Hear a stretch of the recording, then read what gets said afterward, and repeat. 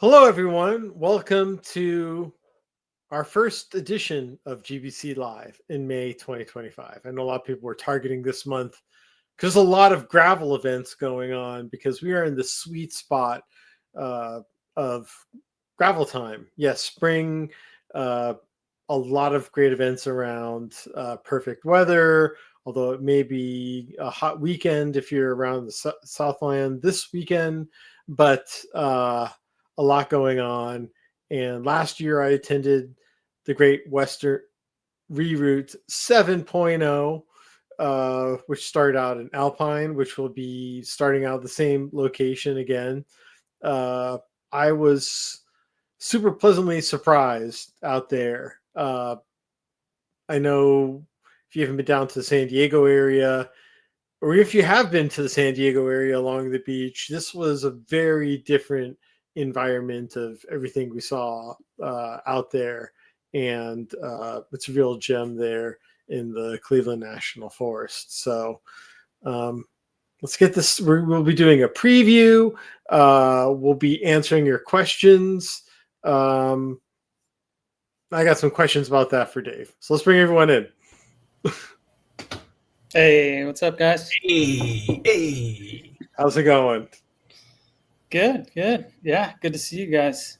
Back from the Bay Area, I guess, or Santa Cruz, right? You guys were up there. Slow. Yeah. Oh, yeah, slow. You were just in slow. Yeah. Yeah. Slow. Yeah. Well, Monterey Bay is a bay, but people don't call it the Bay Area. So, well, I'm sure if people want to chime in, they're welcome to. But yeah, we're doing our job, trying to cover as much of the state as we can with as little resources as possible. But well, you've been pretty busy too, haven't you? Yeah. Me or Vic? Oh, you.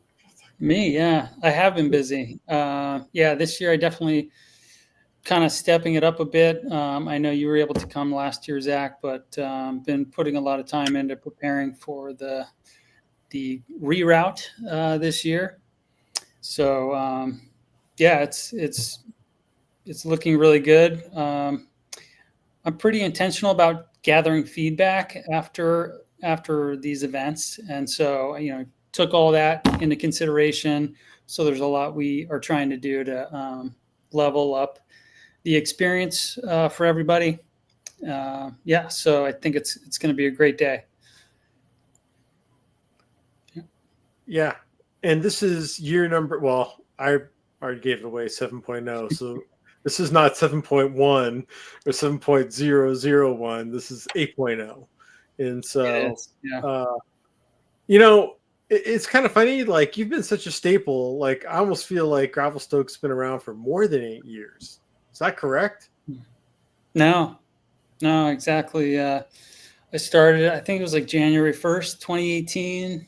I had some time off of work, and that's when I have some time to think, and yeah, I just was like, all right, we're starting this website, and pretty much I was doing like weekly gravel rides that in the kind of winter going into spring that year, and the first reroute was March of that year, and the inspiration for it was I met this guy at a SDMBA overnighter up in Laguna Mountain, and his name was Roman DeSalvo, and he had biked from, I think he lived in like La Mesa or something, so he biked up to the mountains. He had his salsa cutthroat, I think, and he set up a hammock, and I was just like, dude, this guy is so cool. Like,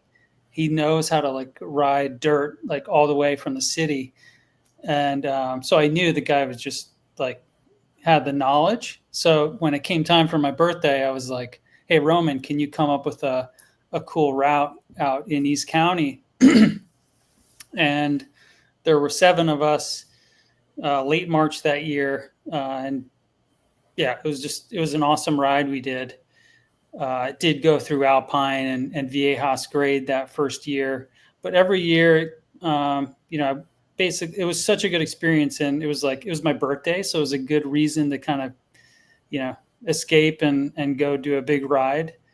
But I've explored all San Diego County since I've lived there for 12 years. I'm up in San Carlos tonight, so that's what I'm in the Bay Area. But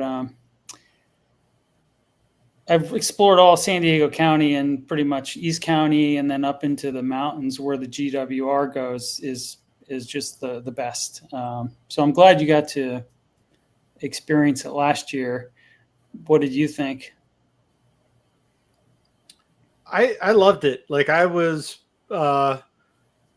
had some idea of the terrain kind of coming into Alpine, and then doing Viejas grade, which I looked into the history before, which was really cool. But then when we kind of like came over and turned north into that valley, that was it was like opening up a curtain. I just didn't expect to see like that much open space in that manner over there. And then once we kind of hit the far eastern part and like we're looking down at Anza Borrego and Mojave Desert, I kind of was like, man, I wish we kind of could continue on down there. Those views were pretty awesome. And then coming back, like those grasslands were really cool. And it's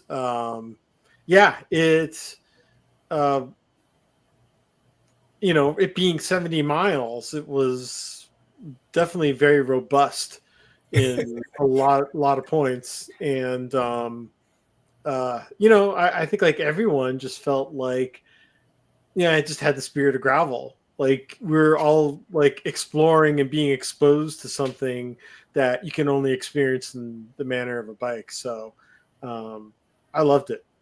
So I have a question. So you said it was 2018, and you said you were inspired or helped by a gentleman on a salsa cutthroat. But this is the early days of gravel. Were you actually on gravel bikes, or were you on road bikes with fat tires? Or you guys, what kind of equipment were you using back then? I had a Specialized Diverge. So one of like the early Diverges. So I think the clearance on those was like 34. My tire around then was the Specialized Roubaix. I think it was like 32 was like the number on it. And so that's about as much as I could fit. And at the time, like it was great. And most of the other people, he had the drop bar mountain bike, the cutthroat, but most people had like, there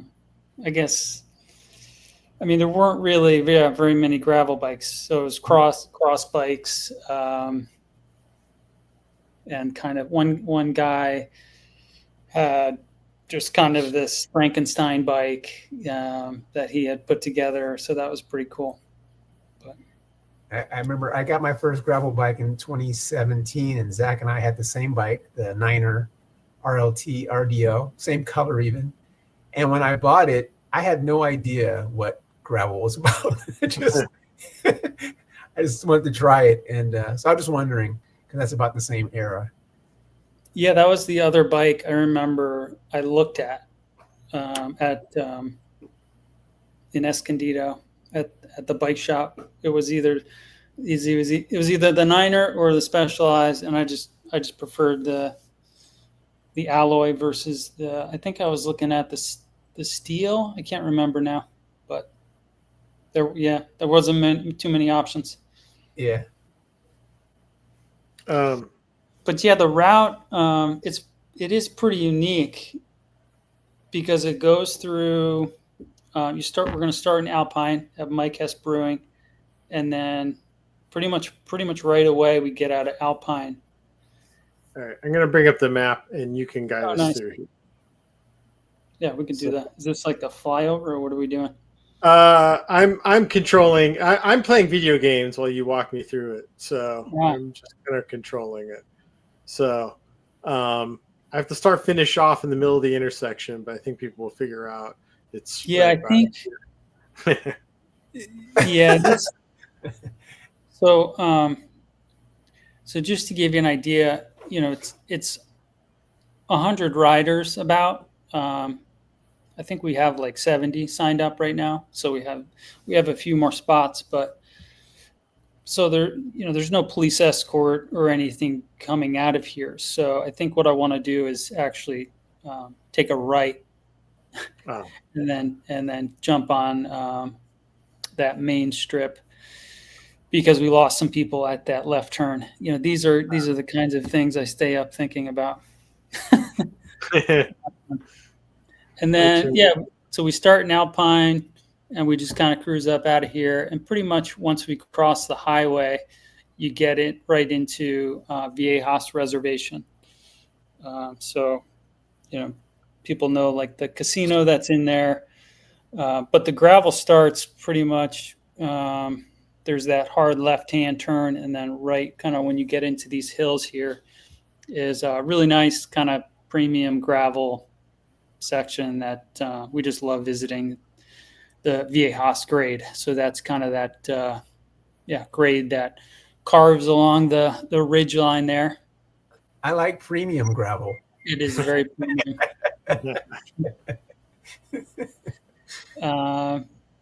So that's kind of where the group starts to separate a bit. You definitely have stronger riders pushing ahead. I think Zach, when I rewatched the video, you were able to catch up to them by the time you got out to the pavement again. But yeah, it took some work. It's not a race, so it's the McCullochs. They're going to be back again, so hopefully him and Jason Judy. Hopefully CJ can come down. Some of these hitters can kind of hold the people back. So it's just kind of getting out there and having a good vibe. What kind of percentages are we looking at on these climbs? I think the first climb, it's like about 3.5 miles, 6 to 7%. It's nothing. I think it's only one climb in. Well, I take it back, but most of the grades aren't really too steep, right? Yeah, there are a couple steeper pitches when you get over to Boulder Creek, especially kind of towards the end. I think you can kind of see it. Is this darker color? Is that dirt? Yeah. So this is mile 10, and then we make the turn.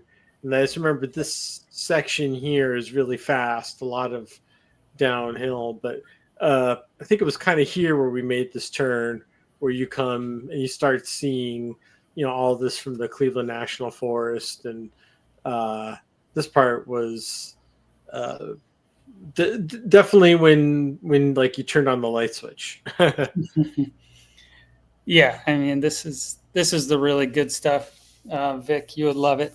So it's pavement for a little while, so it doesn't start too rough. It kind of eases you into it, and then it really starts climbing. You can kind of see the ridges in the distance. But and this section too, it's there's parts maybe a little steeper than Viejas, but it's more that like the third climb. If you look down at the profile there, that starts to get a bit steeper on the dirt. And then, go ahead. Well, that's where we've got this little short climb here. And then I remember this is a really nice, fun, long downhill descent. I lost a bottle on it. But I remember the steep and loose, and there's a water crossing here, right? Yeah, it's like it's not like a riverbed. It's a concrete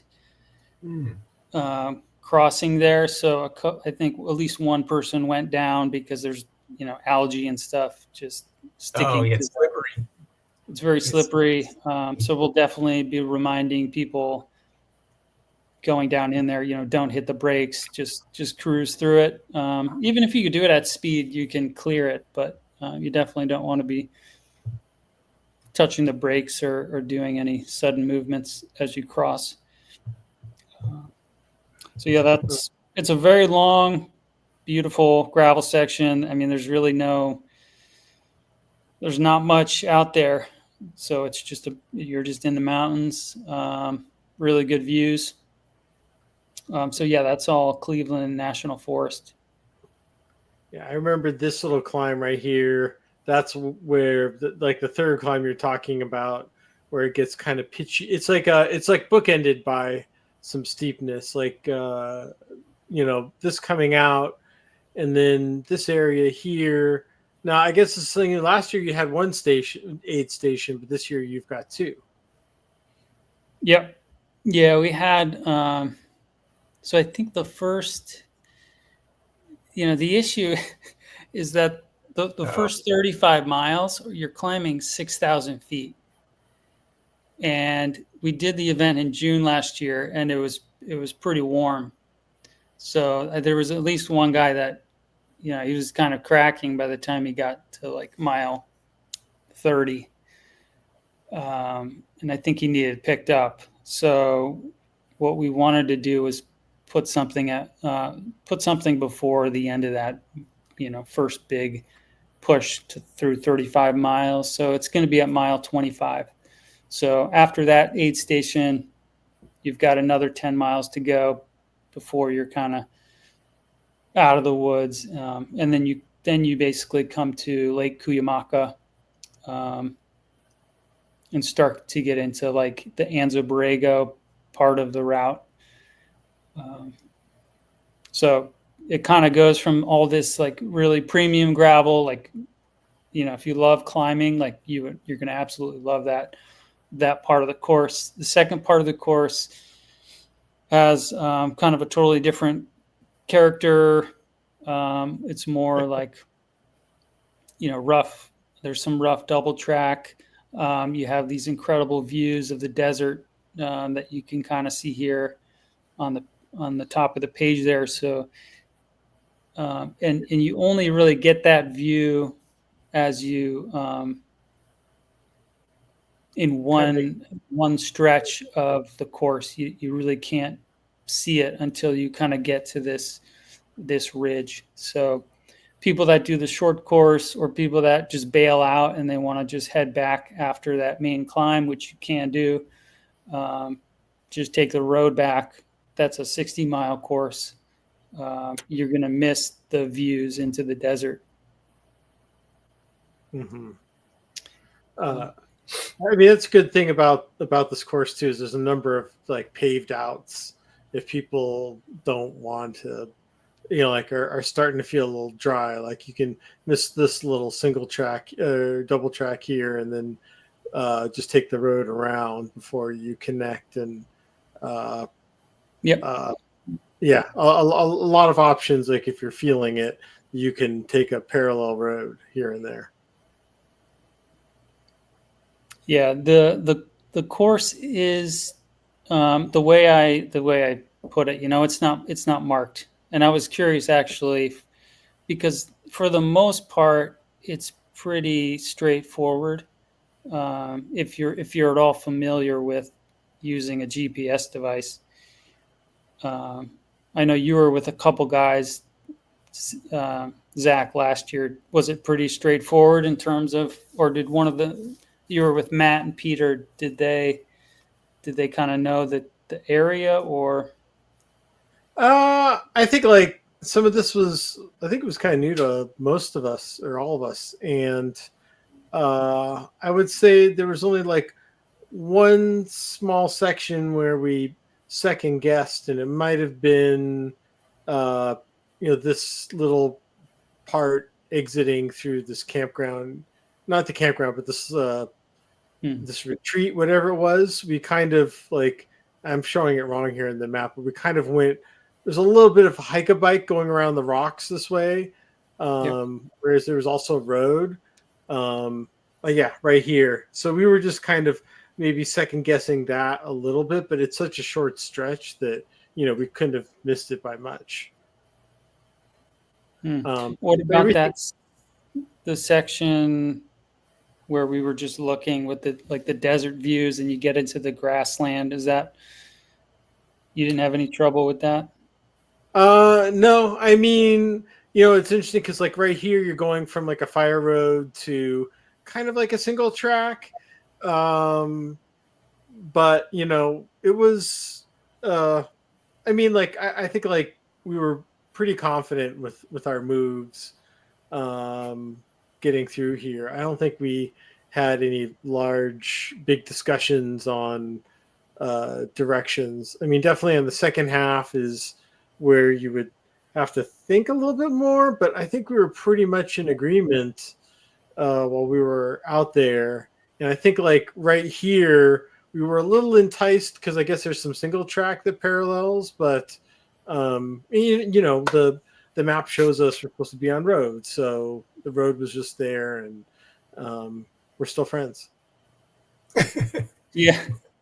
Yeah, I think I haven't ridden that single track. I think it's more of a mountain bike trail, but I have to explore it sometime. Yeah, the course, the Adam Cook, who I know you mentioned in the video too, from last year.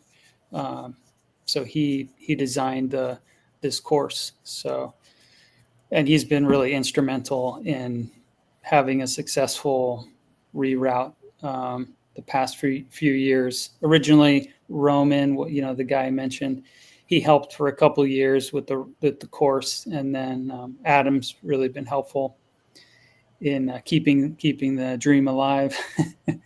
But yeah, then this is a really nice paved descent, which I really like. Kind of mixing it. It's a really nice mix of paved, kind of where you're looking for some reprieve, and then you get back into single track. So this goes down, and then I think there's like a prison if you were to go up to the left, and they'll very promptly tell you to turn around. So you don't take that. So you stay in this valley here, but that's pretty easy to figure out. Yeah, this valley was pretty gorgeous. I know that. I mean, last year was June, so May it's got to be definitely a little greener. And I think when I was going through here, I was just trying to picture like what it would look like, different time of the year. But I thought this was a really, another cool section that was. It's interesting because, like, Vic, like when we go to the Angeles National Forest, right, and we go up to Santa Barbara, right, there's similarities, but they're a little bit different too. Do you feel the same way? I do. Yes, definitely. It's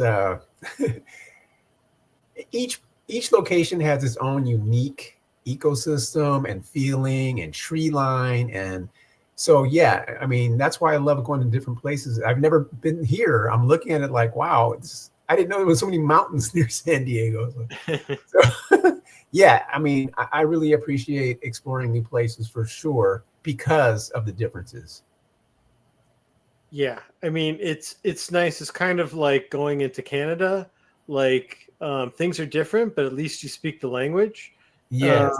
And I kind of feel like the same thing here too. It's like you kind of like understand because this all being part of like the San Andreas Fault.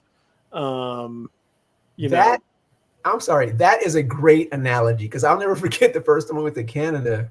It was so weird, but yet it wasn't because everything's in English and people speak English and the gas station looks like a gas station, but the colors are different. And everything was just a little off. It was almost like I was in a TV show. Like it was like a big set. But this in nature, it's not like that. It's like, it's just another beautiful part of the planet. And that's why we ride gravel, to see as much as we can see. So yeah, that's a funny analogy, Zach. We're working on it. There you go. Let's workshopping it for tonight. Awesome. So then So this is the second aid station, Yeah. the almost at mile 50. And I know there's not as much climbing definitely left here in the last third of the ride. There's still some work to do, but this area here, I remember being kind of, it's a little rugged, single double track, kind of goes in and out. But this is just a real interesting section as it crosses and kind of continues on the highway, right? Yeah, so this single track parallels the highway. This is Cuyamaca Ranches State Park.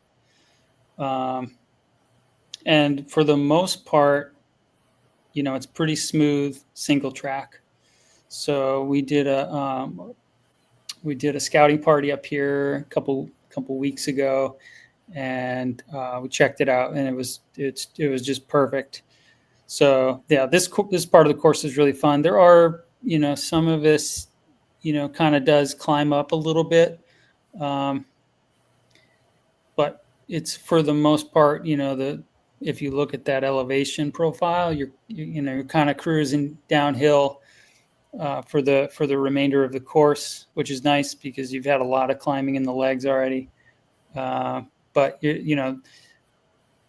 arguably some of the rougher terrain on the course is going to be in this section before it returns to some pavement, and then you're back on Viejas grade going back into Alpine. So there's a bunch of really fun single track. Some of it, people need to, if they're not super familiar with riding mountain bike trails, just to be cautious. During that scouting party, one kid who I think it was his first group gravel ride, he went over the bars a couple times, and he crashed maybe 5 times. He went over the bars a couple of times. Yeah. He was way outside of his league. He was way. He had way too much tire pressure. But yeah, so we kind of hung with him. But he's really young. I think he was in his 20s. So like he just kept bouncing right back up, and he had a great time. So I don't know. I haven't seen him since though. He might not come back. Or maybe you'll find him on. He's still out there. Yeah. Speaking of tires, that's the question of the day. So there's no one tire that works for everything, but what are you gonna run, Dave? So I run 50s now. I'm on some Kenda Crushers. So their new tire, maybe you saw it at Sea Otter. It's got kind of a center slick, which is nice for the road, and then it's got some kind of knobby stuff going on in the sides. So I just prefer to go a bigger tire. I always have, just because it's more fun in the dirt, and I'm not trying to hang with a lead group or anything. So that's my preference. I always say, for this kind of for this event and in general for my rides, just go bigger. It's not gonna hurt you, and you'll probably have a better time. Lower tire pressure. Yep. What bike do you have that'll fit a 50? Last time I saw you were on a Rebel, but I don't know if that was your bike. No, that wasn't mine. Actually, I just got my custom Falconer. So I just literally took it for my first ride this past week. So it's a steel Falconer that Cameron, I put my deposit down like March of last year. So it's been over a year, just waiting for it, getting all the parts, and Gordon just built it up for me like last week. So yeah, it's cool to have finally have a custom steel bike. Nice. Congrats. Yeah. But I will not be riding. I'm going to be with Jake Orness again in a truck. And Jake is a really talented photographer. He's really good with the drones. So if you've seen some of the content on Instagram, you can see it's like a FPV drone. And I also like cut together this kind of fun trailer, and that was based on footage that he captured last year. Plus, just he got a ton of awesome photos. So, looking forward to working with Jake again. Yeah, got to get the content. Yeah. Quickly. Well, if you have comments, please throw it in. Jeff and Ali here from Rim Breaks Gravel. Hello, and yes, I am working on the Taco Bell video. Also working on finding a good GI doctor. Yeah.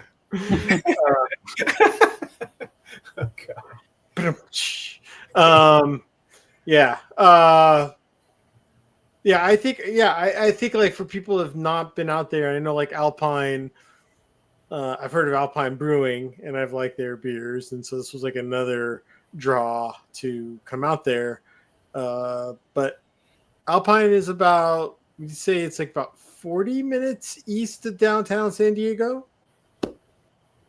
Yeah, I think that's right. Okay. Yeah. And I've always wanted to like wander up there, especially like the town of Julian. And it doesn't reach the same heights as I guess the Angels National Forest, but still really gets up there, and completely different from what you get like right by the coast. Yeah, it's about 5,000 feet you get up to, and I think you start around 1,700. So I also want to bring up a couple of the things that I guess you've been bringing up lately. See if I could pull it up.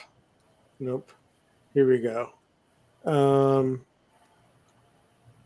So tell us about Holland Bikes. I didn't know they were from San Diego. Yeah, I got to meet. Well, I've known Cody for a while. Cody's on the left, and Cody used to race with Neil Shirley, really talented rider.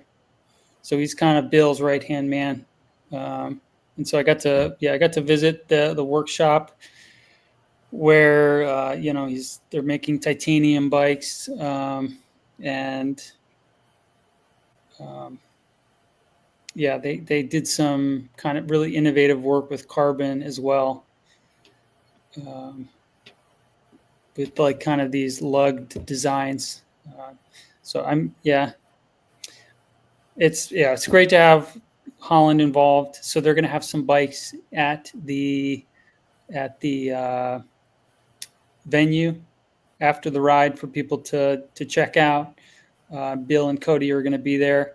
So yeah, excited to partner with them. That yellow and purple bike is a new bike? That looks like a vintage bike. No, that's a vintage one. No. That's vintage. Oh. Yeah. It's pretty sweet though. Yeah. Especially that pump. Yeah. The way it's color matching the frame. That's awesome. And then just for everyone there afterwards, after the ride, it doesn't end. Party continues, right? Cool. Yeah. We're one thing I'm excited is we work with Almost There, the bag company. So we've got a kind of a custom frame bag that we partnered on, which it's a little bit of an update to one of their bags that they already have in their lineup, with some special branding on it. So we're going to be giving that to all the riders as kind of a gift. So that'll be pretty sweet. And yeah, we have a nice dedicated kind of cohesive space. Last year, people were a little bit spread out looking for shade, but this year we'll have kind of a nice spot in the courtyard where everybody can hang out, and there's food, so you don't have to buy your own food. You'll be able to enjoy. Basically, we got pizza and sandwiches and salad, appetizers. And of course, they have a really good beer selection. Yeah, so let's see what else we got. Yeah, Cody will have some prizes to give out. Some pretty sweet things from his Envy collection. Since they do custom, right? So they have a lot of Envy bits and pieces that they use for their builds. So they're gonna take a few and give those out to participants. So, and we have a few other, like stems and bars and wheels. I think we did. Probably no wheels. Oh. I don't know, but you never know. I think we did a couple bars one year. Definitely some bar tape. Yeah, I don't think there's going to be any mogs, unfortunately. No mogs, no phrase. All right. Yeah, and then we got a few other prizes coming in. Yeah, I don't want to spend too much time trying to pull together raffle prizes. I've done that before, and yeah, I mean people enjoy it, but it can kind of distract, I think, a little bit, and I don't know. I don't want to be spending a ton of time trying to find prizes. I'd rather really focus on the course and making sure that's dialed in, and the support in the aid stations. So that's kind of where I'm dialed in right now. Will we have any surprises at the aid station, like whiskey or bacon? Or some of the rides we've done recently, they've had crazy things. Well, I guess it's crazy to somebody. It was crazy to me to have whiskey and bacon. Hey, oranges, is that crazy? Yeah. No, oranges. That's what you expect. Oranges, bananas, Pop-Tarts, M&Ms, water. Yeah, we've got carbs fuel for everybody, so we're going to give out 2 of those for everybody at the beginning. I know those are really popular. Stroop Club, I'm also working with them, so we're going to have some. If you haven't had them, they're really good waffles. So we're going to have some of those, I think. I mean, yeah, the aid stations are really well put together. Adam and the other Adam, Cordy and Cook, 2 Adam C's are helping man the aid stations. And any neutral support pumps? I just lost my neutral support today. Oh no! So if you know anybody's listening that knows, a mechanic that can roll around, that would be great. Yeah, we'll see if I can find somebody. Well, I mean, I think most of the gravel community is pretty well healed in knowing on bringing all backup stuff. Yeah. Yeah, and I just I mean, the good thing of this not being a race is you'll find people to ride with, and Peter and Matt last year was a pretty good group, kept us going together, and I mean, you've got 2 aid stations now, but I remember right before we went down Viejas grade, we grabbed found that little water fountain that was outside of one of the ranches that we said, yeah, why not? Just to make it back into town. And So I think like people will not be left out alone there if you're out there. Yeah, we haven't had an issue with a major mechanical before. You're right. I think most people, that are signing up for this are, and I communicate that, like, you got to be totally self-sufficient out there. Of course, if something happens, we're definitely going to get a helicopter and fly you out of there. But no, it's actually, that did happen one year, now that I think about it. Oh no. But that was 2020, and it was we actually worked with SBT Gravel that year. I don't know if you remember, they did a SBT virtual. So anyway, it happened that year. So it wasn't really an event. People were just kind of out there on their own. But yeah, be careful, be self-sufficient, and ride with friends. You can sign up on Bike Reg. You can also see who's registered on there if you want to check out who's registered. Or carpool. Yeah. Carpooling, encouraged. Yeah. Vic, hopefully you can make it down. Let me know. What's the exact date? I know the 17th. So it's not this Saturday, it's the following Saturday.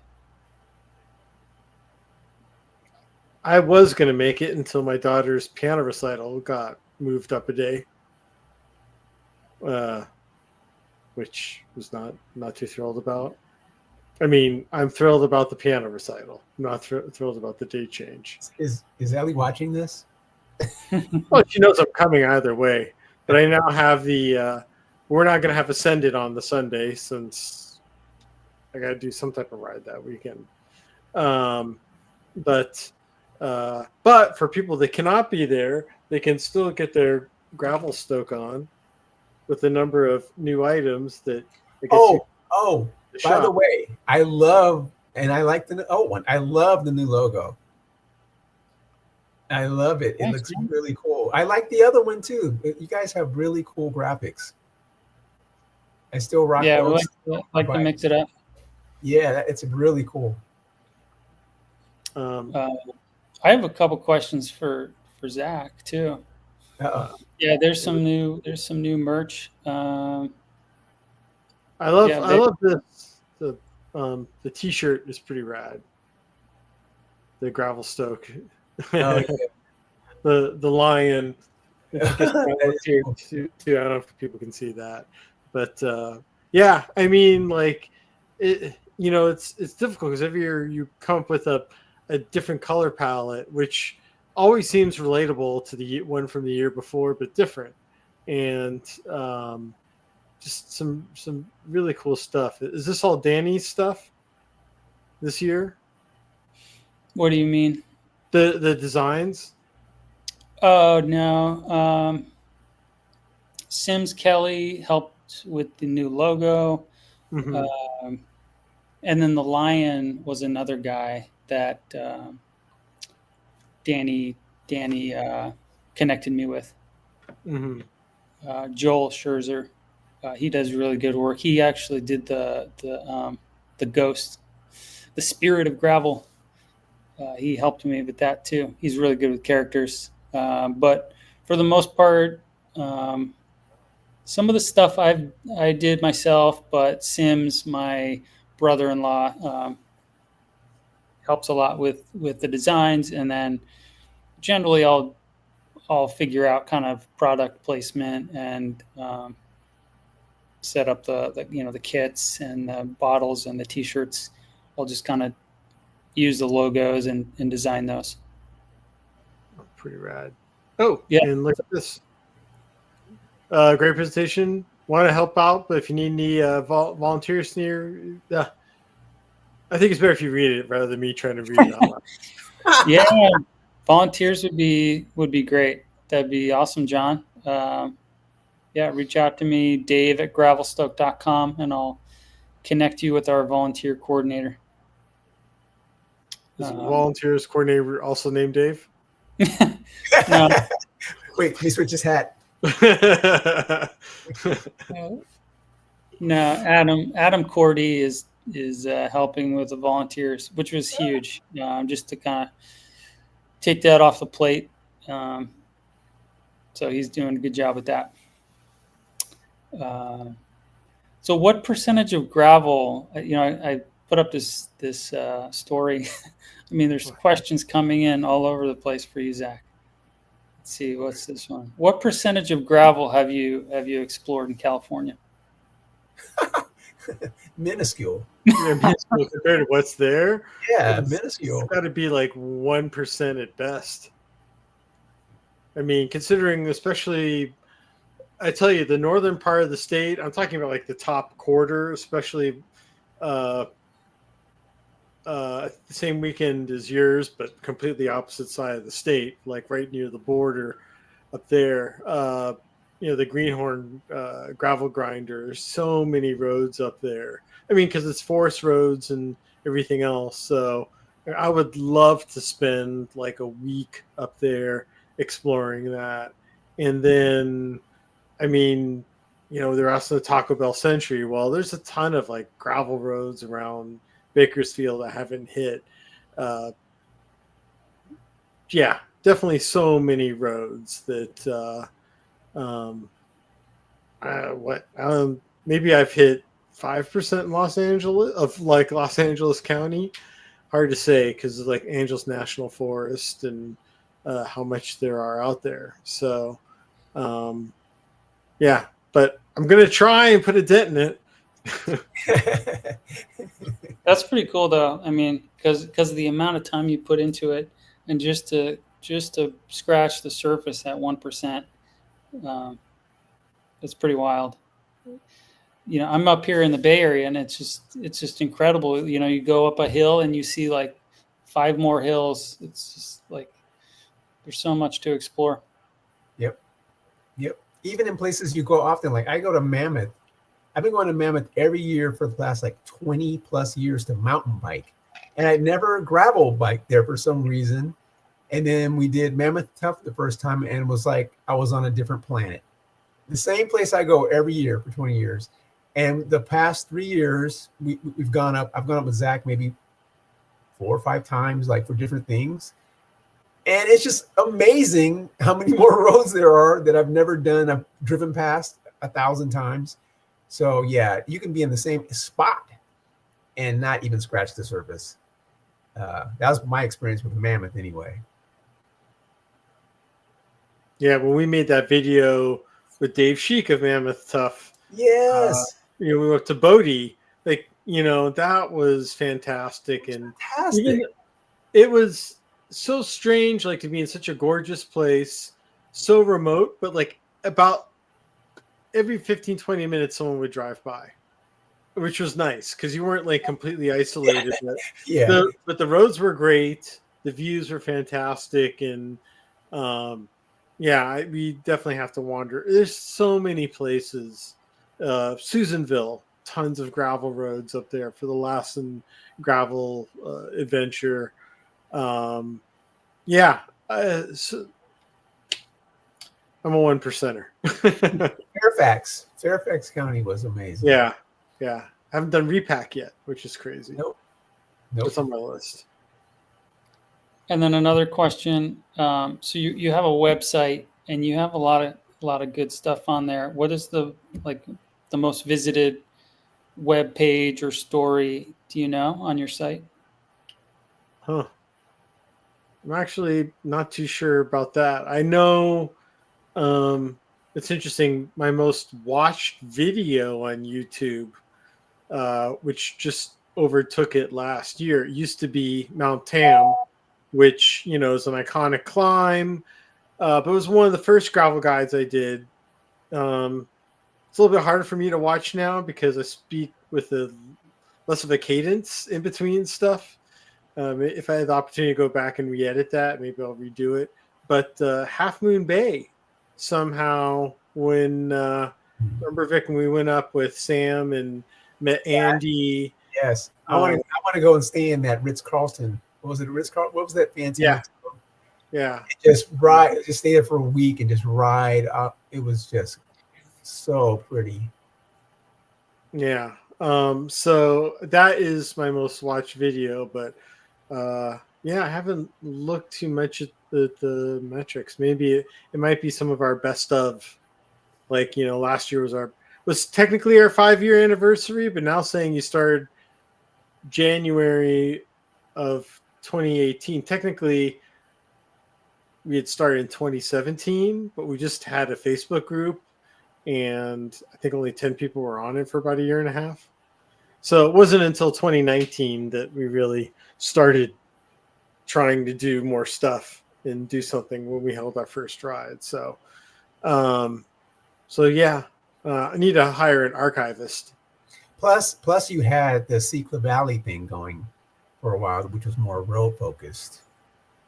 Yeah, I was working for bike advocacy at the time, and so gravel was just something I was experimenting with on the side, and I was just curious about it. The reason, kind of like how I got into gravel, was I was biking to work, and on a road bike in LA, it was crushing me. So I bought a cyclocross bike, and that was far easier on the pavement here.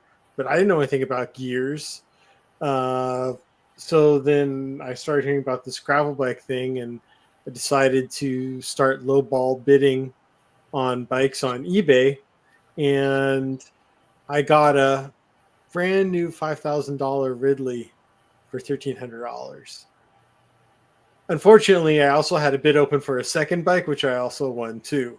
So I really got into gravel by buying 2 bikes at once. But yeah, that's kind of like how I got into it all. And hello to Brian.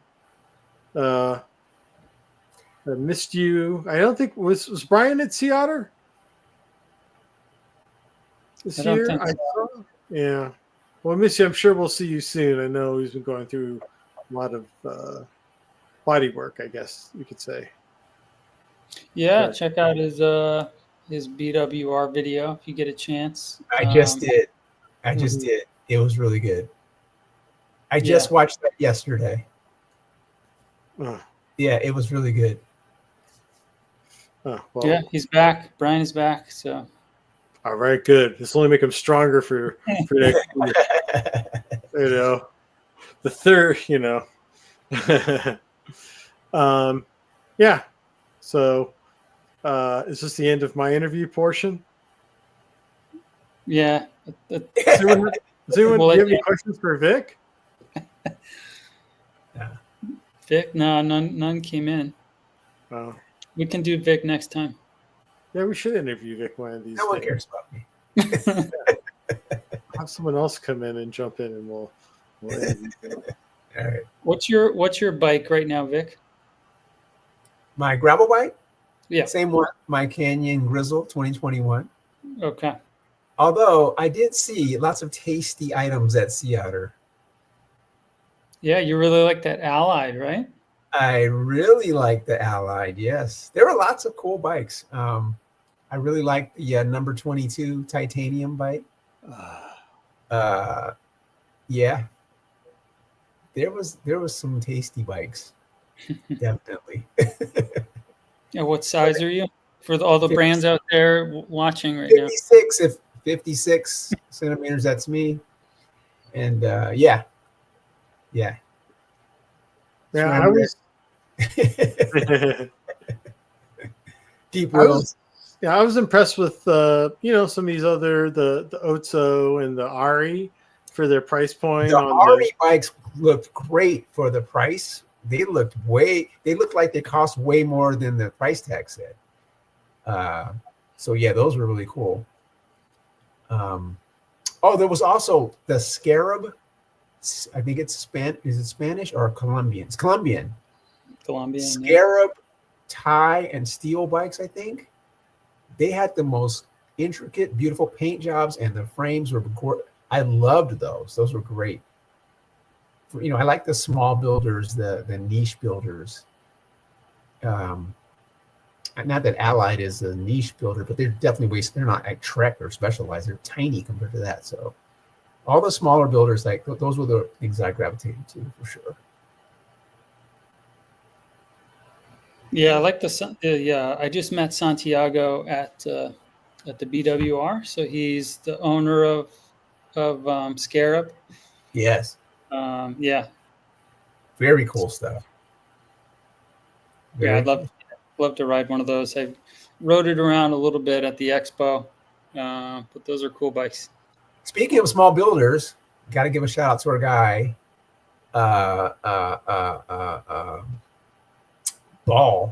Brandon Poser from Ball Cycles. He let me ride his handmade stainless road bike with Campy Super Record wireless, which I'd never tried. Amazing, smooth, beautiful, light, awesome. So if you want something really niche, check out Ball, BAHL Cycles. And I think they sell out of Grizzly Cycles, right, Zach? In Bakersfield? Yeah, it's one of the places. He's also, yeah. I can't remember who he's partnering with another bike brand too. Basso. Okay, well, yeah. the guy who paints for Basso paints his as well, I think. Yeah. I think that's what it was. But yeah, super nice, super high end, is as nice as anything in my garage. And I have some nice stuff and just I could have sworn he made that bike for you. I thought he made that bike for you. The colors and everything. Honestly, it was a little short on the top. The top tube was just a little too short. But otherwise, it was great. It felt great. The campy stuff was really good. I was happy because I'm a campy, old school campy, but people kind of aren't feeling the new campy stuff, and it felt great to me. The brakes were fantastic. The shifting was good. But the paint job on the bike was just top notch. And he left a little bit of the stainless showing. It was polished. The seat stays were polished. Super sweet. Just loved it. And like Zach said, the colors of my colors, orange and blue, like IBP. That's our club colors. Yeah, I was tempted, but I gotta chill. I gotta chill. Maybe I'll have him measure me for one. Like I said, that top tube was a little too short.